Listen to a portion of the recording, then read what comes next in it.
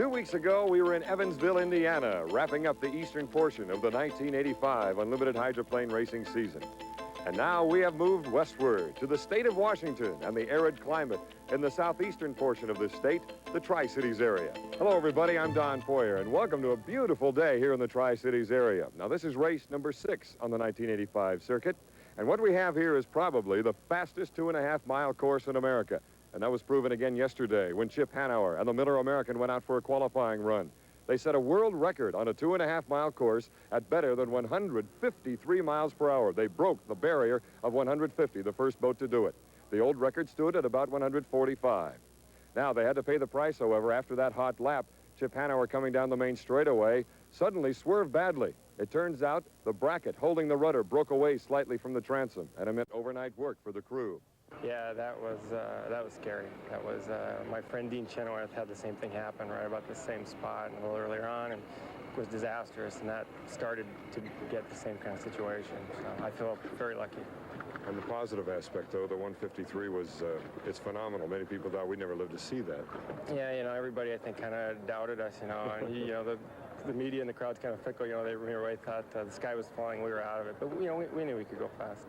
Another boat that is running extremely well, almost setting a world record prior to Chip Hanauer's run, is the 711, driven by Steve Reynolds, and Jim Henrik is with him right now.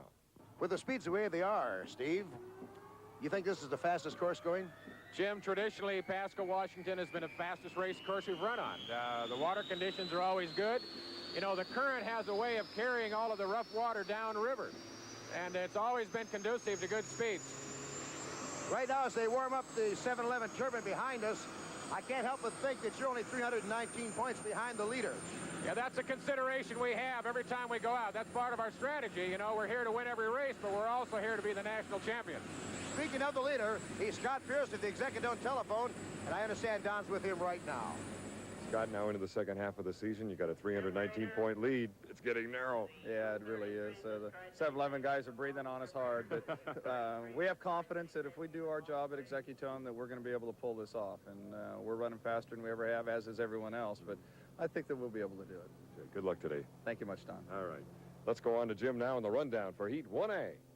All right, Don, 5 of the 9 boats that have qualified will run in Heat 1A, and 1 is a turbine, and this is the way they line up. First of all, Todd Yarling out of Madison, Indiana, will drive the U-22, the Cellular 1. He qualified at 112.094. Mitch Evans in the Miss Rock KISW, first appearance for this boat, checked in at 117.310. American Speedy Printing with Andy Coker, 119.458. Jim Cropfield in the new Miss Budweiser, making a reappearance on the circuit for this one at 124.879.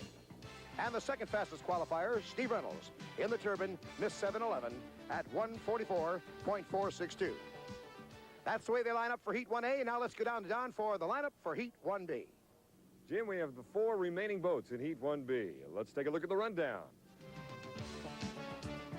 First of all, out of the Northwest, Jerry Hopp driving the Oboy Oberto, qualifying at 114.5 miles per hour.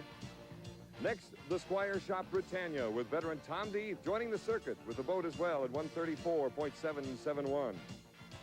The Executone Telephones, the national points leader, Scott Pierce, qualifying at 134.7 miles per hour.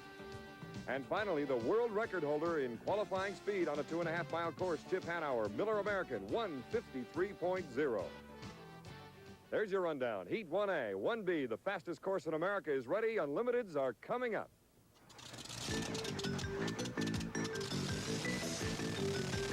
Poyer along with Jim Henrik. This is the Miller American team, and it appears they're having problems getting that huge Lycoming engine started.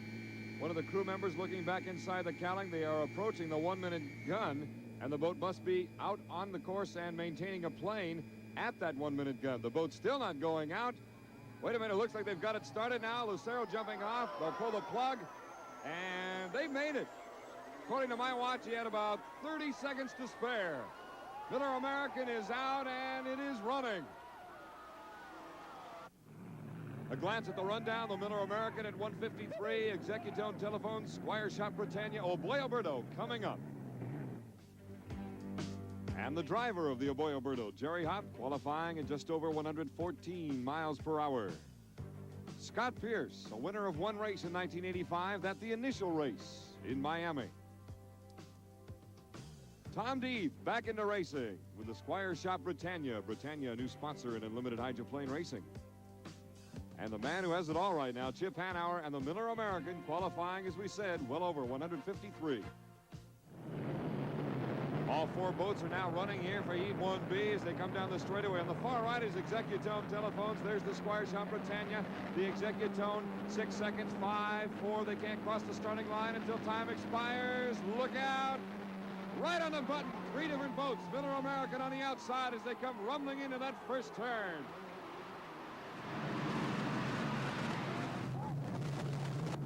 Executone Telephones in lane number 1. Squire Shop Britannia, lane number 2, and the Miller American turbine engine on the outside. Tom Deeth and the Squire Shop holding on to first place, battling Chip Hanauer going down the back chute. The Miller American with some 4,000 horsepower holding back maybe just a little bit. This is the first time Chip has been competing after having the rudder repaired a couple of times during testing and qualifying earlier in the week.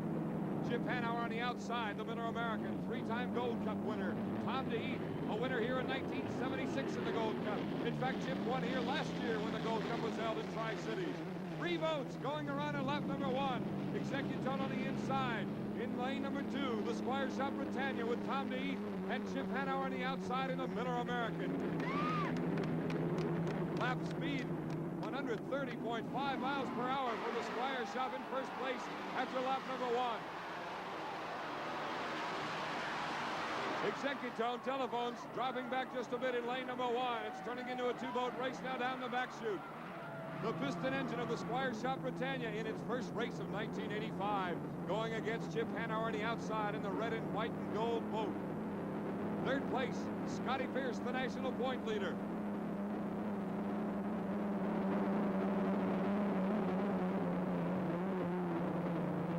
Here on lap number 2, it's still Chip Hanauer with a slight lead on the outside. Leaving a lane now, he must leave plenty of room for Tom Deeth to come around to hug the buoy. And what a job he's doing driving. Look at Tom Deeth, hold on to lane number 1.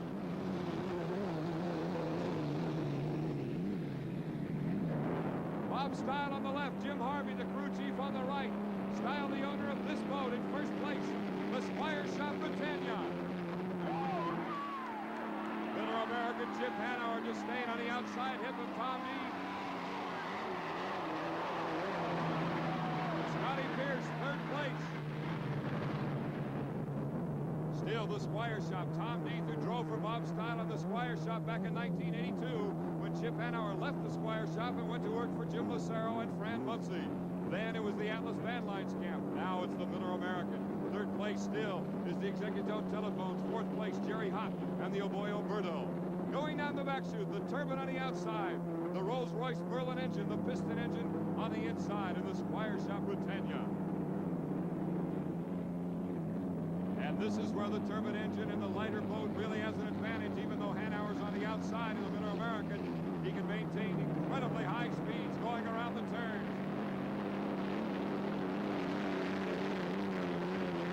Look at the air get underneath the Miller American. Speed for both boats identical, 127.840. Very close to 130 miles per hour. Scotty Pierce still holding on to third place. And the race continues as they head down the back chute.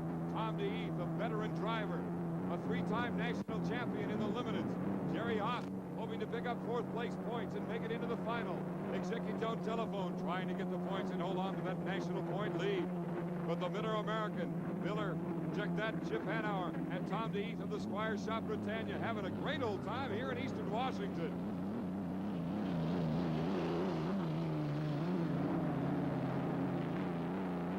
Keep in mind the Squire Shop Britannia in its first race, plenty of equipment, plenty of engines to go through if need be in order to compete. And now very slowly as you get more air under the Miller American, Chip Hanauer beginning to ease away slightly from Tom Deeth and the Squire Shop Britannia.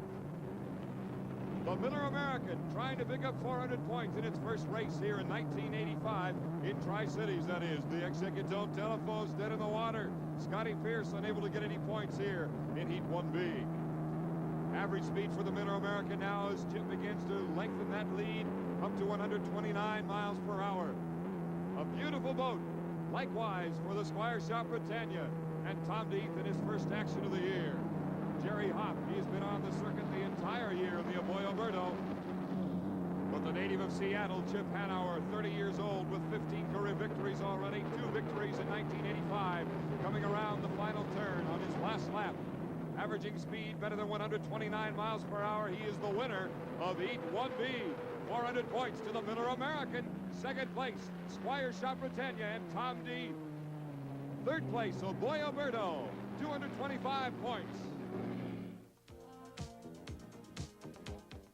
So after having a devil of a time getting the engine started, the Miller American got the victory. Let's go down to the pits and find out exactly what the story's all about.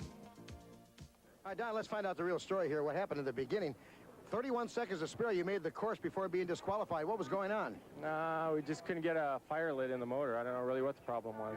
You got to sweat when it comes to that kind of timing? Well, no, not really. I mean, I just got to sit there and be patient and do my job, and rather than panic and, you know, get all excited. Tommy DeHeath's return to the circuit gave you a little bit of competition, a lot of fun out there. Yeah, it was fun. You know, it's always fun to run deck to deck with somebody.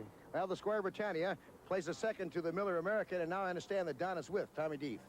Tommy, Yes, sir. congratulations, welcome back and all that stuff. You showed a lot of confidence out there, willing to go deck to deck with somebody. Oh, that doesn't bother me a bit. I've been around a while, so, you know, when you run against guys like Chip Hanauer and Scotty Pierce, you don't mind rubbing fenders. Well, it wasn't bad sticking your nose in there, too, because you knew the Miller couldn't go all that hard with that new rudder situation back Well, there. I had a feeling Chip was going to lay back. Plus, I knew he didn't have any timing runs this morning, so he didn't have any runs at the clock. He was kind of keying on me because he knows I get good starts.